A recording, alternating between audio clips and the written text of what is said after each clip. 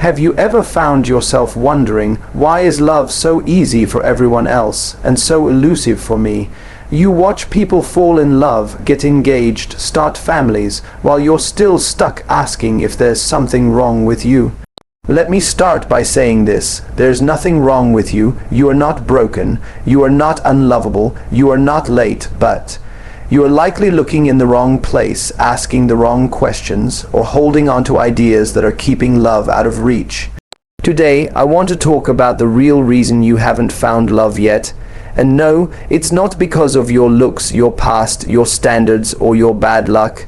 It's deeper, and once you uncover it, it will change the way you approach love forever. Let's dive into it. Let's get honest, painfully honest for a second. How often have you caught yourself thinking, once I find the right person, then I'll finally be happy? Or when I'm in love, everything will make sense. That thought doesn't come from nowhere. It's been baked into us since we were kids. Every movie, every storybook, every love song quietly whispered a promise: you are incomplete right now, but someone will come along and fix that. And the day they arrive, all your wounds will disappear, your fears will calm, your purpose will be clear, and life will suddenly feel full. It's the great lie of love, that someone else is the missing piece to your puzzle. But here's the truth no one tells you. The more you believe someone else is supposed to complete you, the more power you hand over, and the more likely you are to attract the wrong kind of love. Because if you're incomplete without love, then love isn't something you share. It becomes something you depend on. You cling to it, chase it, overvalue it, and let it define your worth, and that dynamic never ends well. Let me paint a picture for you. You're walking through life with holes inside you. Maybe it's insecurity, loneliness, fear of abandonment, or unhealed wounds from childhood or past relationships. You're not proud of these things, but you manage. You get by until someone comes along, someone who gives you attention, validation, affection, and suddenly you feel whole. You think this is it. They've completed me, but now you're terrified of losing them. So you start altering yourself to keep them happy. You silence your needs, you put up with red flags, you start obsessing over every text, every tone, every shift in behavior. You no longer show up as you. You show up as a curated version of yourself designed to win their approval. You're no longer in a relationship, you're performing for love, and here's where it gets dangerous. The moment they pull away or lose interest or break up with you, you collapse. Because when they walk away, they don't just leave. You feel like they take your worth with them. But they were never supposed to be carrying it in the first place. You see, when you haven't completed yourself, you make love responsible for things it was never meant to fix. You make your partner your self-esteem. You make your relationship your identity. You make being chosen the only proof that you're valuable. That's not love, that's emotional outsourcing, and the worst part, even when you do find love, it won't feel like enough. Because you've built your emotional foundation on something outside yourself. Think about it. How can someone else feel secure loving you? If you don't even feel secure loving you, this is where most people get stuck. They say things like, why do I keep attracting emotionally unavailable people? Why do I always fall for people who don't choose me? Why do I feel so anxious in relationships?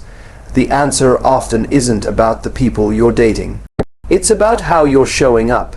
If you enter a relationship feeling half empty, you'll attract people who either want to take from you, or who are also running on empty. And two people trying to fill their holes with each other never create lasting love. They create codependency, drama, and emotional burnout. Let's flip this. Now imagine someone who already feels full. They love their life, they're not perfect, but they've built emotional stability. They have passions. They have standards, they have confidence. When they meet someone new, they're not desperate to be chosen. They're simply curious. They don't fear rejection because they've already accepted themselves. They don't tolerate poor treatment because they know what they're worth. And they don't play games because they're not trying to manipulate their way into love. This is the person who attracts quality partners. Because confidence is magnetic, wholeness is magnetic. When you meet someone who doesn't need love to survive, but who wants love as an extension of their already beautiful life, it's powerful. It makes people lean in.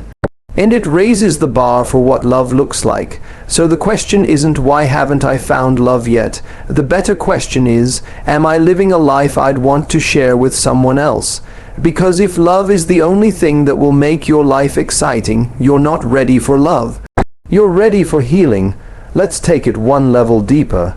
There's a reason we chase love with so much intensity, especially when we feel incomplete. It's not just about finding someone. It's about finally silencing those internal voices that whisper, "You're not enough. You're too much. You're hard to love. You're always left behind." Love becomes a way to shut those voices up, but love can't do that. Only you can, and until you do, love will feel like a constant struggle. You'll keep picking people who validate those old stories. You'll stay stuck in anxious or avoidant patterns, and worst of all, you'll keep giving away your power, thinking love is something that happens to you instead of something you create. Now here's the shift. You don't need to become flawless. You don't need to fix everything about yourself. You don't need to wait until you feel like some enlightened version of a romantic monk. You just need to stop searching for someone to fix what only you can face. You need to start asking yourself, what am I expecting love to solve in my life? Where am I avoiding my own growth and calling it romantic longing? What would it look like to show up to love as a whole, sovereign person? The irony is, the moment you stop needing love to complete you, is usually the moment it begins to find you, because you're no longer coming from scarcity. You're no longer trying to take from love. You're ready to give to it. You start to realize that love isn't about possession. It's about partnership. It's not about being chosen. It's about choosing someone consciously because they add to your life, not because they are your life. You'll find that your standards go up, your desperation goes down. You start walking away from anything that feels like a project and gravitate toward people who are ready. That's the beauty of doing the work. You're not just waiting to be picked. You're building a life so rich and fulfilling that love becomes the bonus, not the blueprint. Let me leave you with this. You are not a puzzle missing a piece. You are not a half waiting for a whole. You are not broken, empty, or behind. You are complete exactly as you are. You might be growing, you might be healing, you might be evolving, but you are already whole. And the moment you stop looking for someone to fix you is the moment you start attracting people who want to grow with you, not fix you. That's real love. That's the kind of love that's worth waiting for. That's the kind of love that shows up, not when you're perfect, but when you finally realize you don't need to be. So if you haven't found love yet, don't ask what's wrong with the world. Don't ask what's wrong with you. Ask yourself, what part of me still believes love is the thing that will finally make me enough, and then begin there. Because once you know you're enough, without love you'll never settle for a version of it that feels like less than that again. Let's talk about one of the biggest illusions in modern dating, the thing that makes smart people ignore red flags, fall too fast, and stay far too long in relationships that don't serve them: chemistry. You know exactly what I mean. That electric pull, that magnetic rush, the butterflies in your stomach, the excitement that makes you feel like you've known this person for a lifetime, even if it's only been 3 days. It's intoxicating. It's the feeling every romantic movie tells us to chase, the kind of high that's so rare, so intense, that we assume it must be the real thing, the feeling that makes us say things like, "I've never felt this way before," or "there's just something about them." But here's the uncomfortable truth. Chemistry is not love. Chemistry is not alignment. Chemistry is not enough. It's a spark, a burst of attraction, a surge of familiarity, often rooted in subconscious patterns we don't even understand yet. And when we confuse chemistry with compatibility, we set ourselves up for pain, because the spark is supposed to be the beginning, not the justification to ignore every warning sign after that. Let's break this down. When you meet someone and feel that rush of chemistry, your brain releases a cocktail of chemicals: dopamine, norepinephrine, adrenaline. It's the same combination that's triggered when you're gambling or on a roller coaster. It's not clarity, it's chaos, and in that chaos you start to assign meaning that hasn't earned its place yet.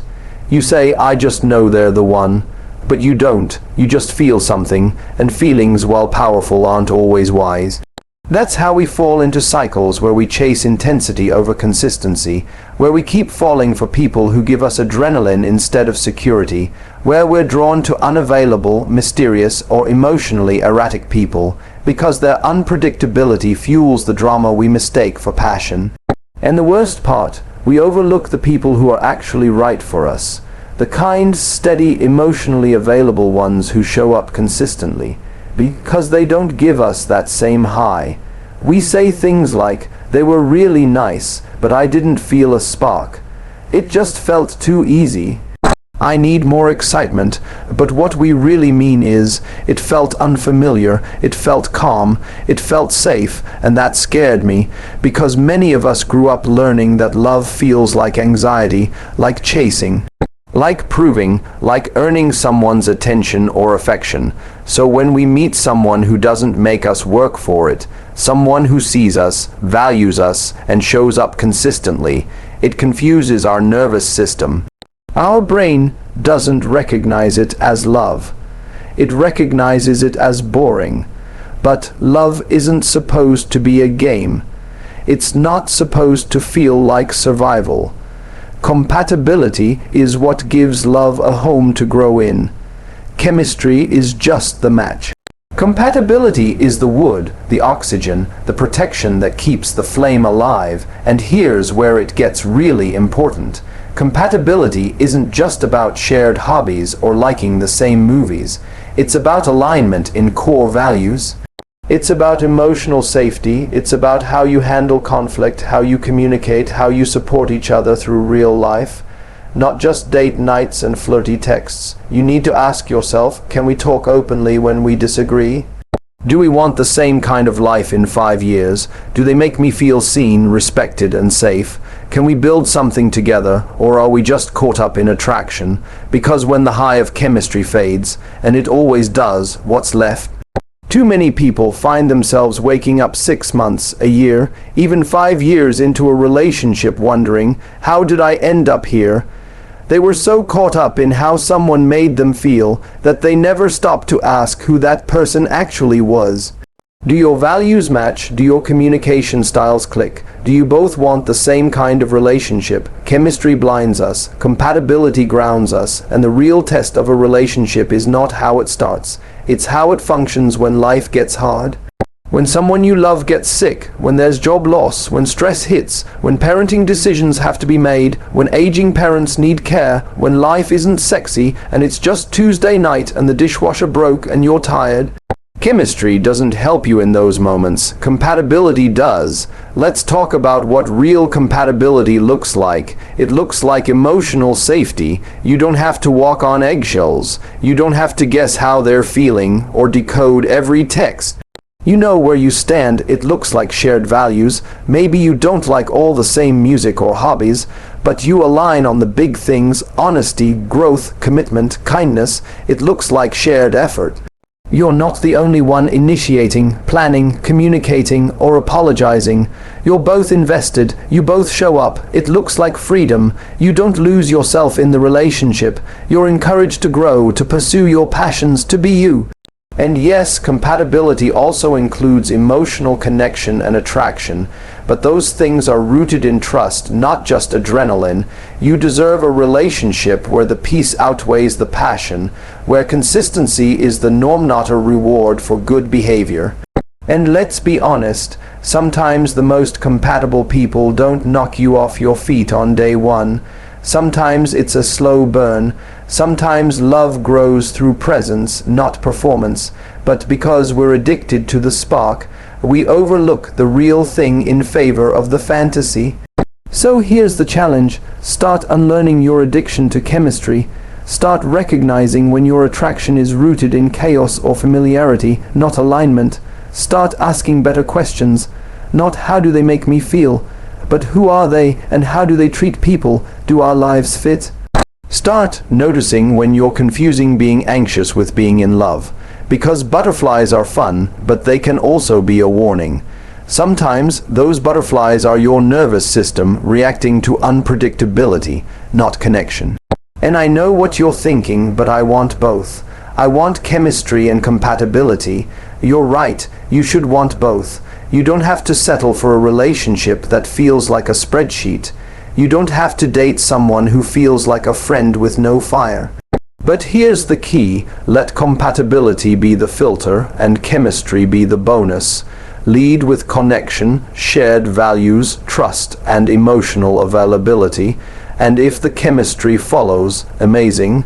But if the chemistry is loud and the compatibility is silent, run, because the people who make you feel peaceful, grounded, and safe may not always give you the rush.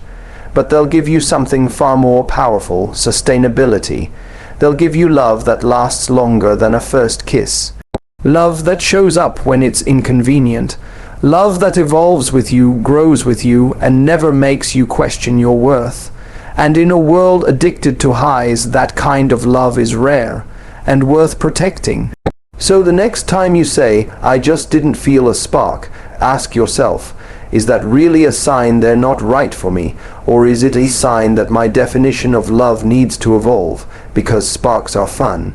But fires that last, those are built intentionally. Let's start with a bold, uncomfortable truth. You don't attract what you want. You attract what you believe you deserve. And that right there might be the real reason you haven't found love. Because while on the surface you say you want a kind, emotionally available, consistent partner, someone who sees you, values you, and chooses you, there might be a deeper part of you that doesn't actually believe you're worthy of that. Not because you're broken, not because you're flawed, but because somewhere along the way you learned to settle for less than love. You learned that love meant proving yourself, that love was something you had to earn.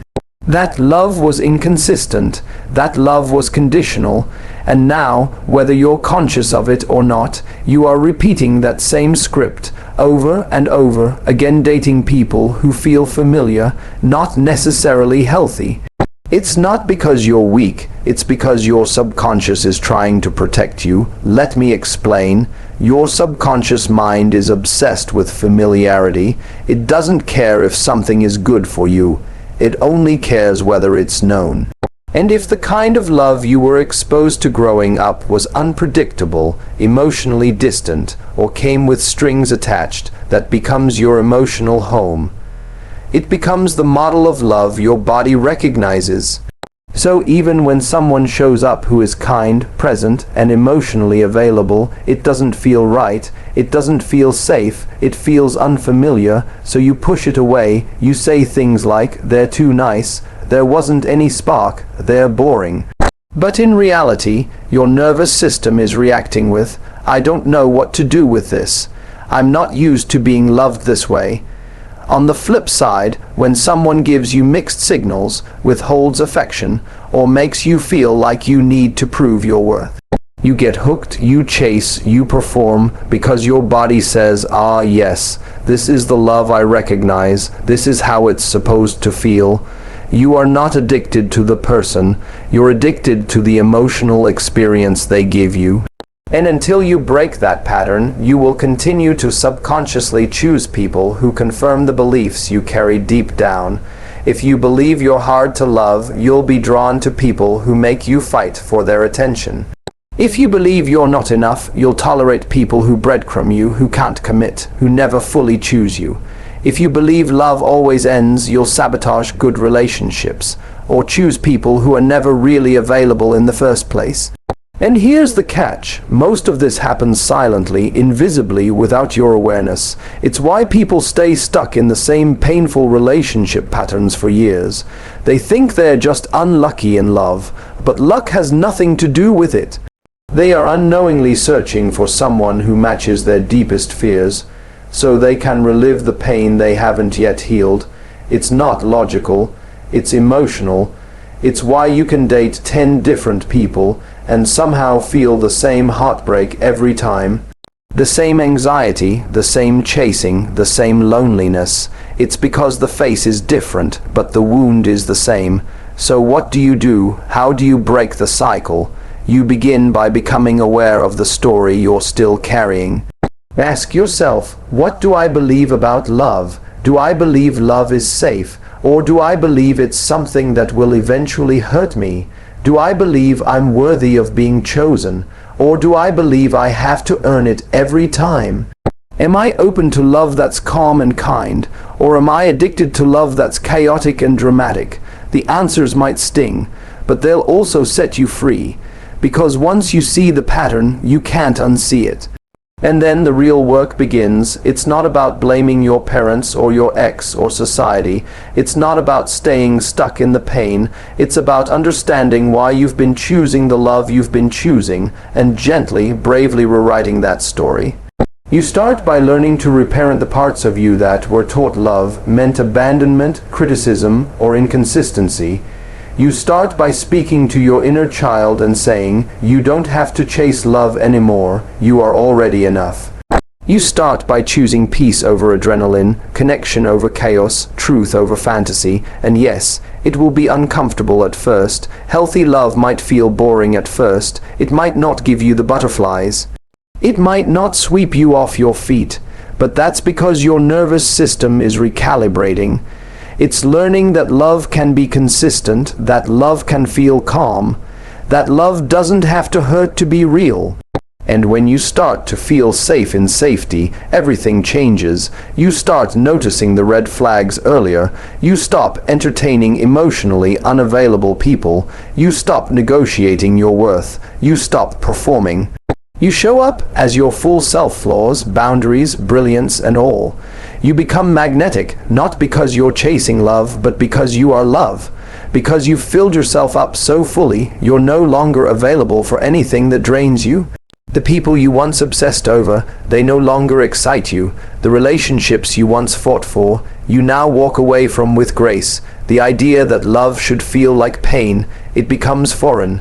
You start to realize that the love you were always looking for in someone else is something you had the power to give yourself all along, and from that place, that healed, whole, empowered place, you attract someone who is also healed, whole, and ready, someone who doesn't trigger your fears, but nurtures your safety, someone who doesn't need fixing, and doesn't want to fix you, but instead wants to build with you, someone who doesn't make you feel like you have to fight to be chosen, because they chose you the moment they saw you. That kind of love only finds you when you stop choosing the people who confirm your deepest fears, and start choosing the ones who reflect your deepest healing.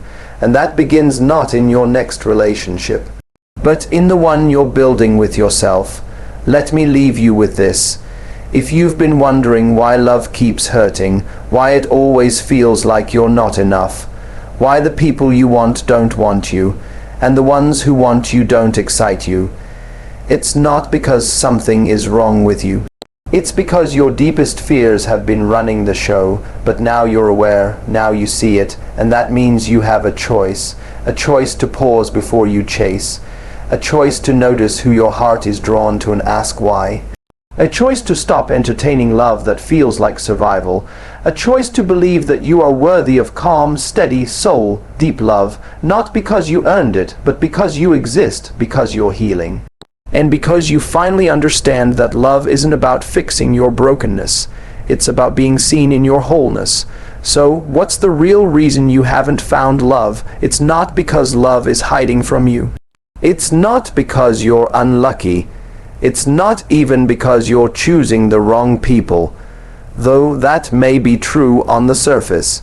The deeper truth is this: you haven't found love because you're still searching for it in all the wrong places, outside of you, in chaos and in patterns that keep you stuck. But once you break that cycle, everything changes. When you stop waiting for love to complete you, when you trade sparks for stability, and when you start choosing people who choose you from a healed, whole place, Love finds its way into your life almost effortlessly. So don't ask, where is love? Ask, how can I become someone who's ready to receive it? Because love isn't just something you find, it's something you become ready for, and when you're ready, it shows up.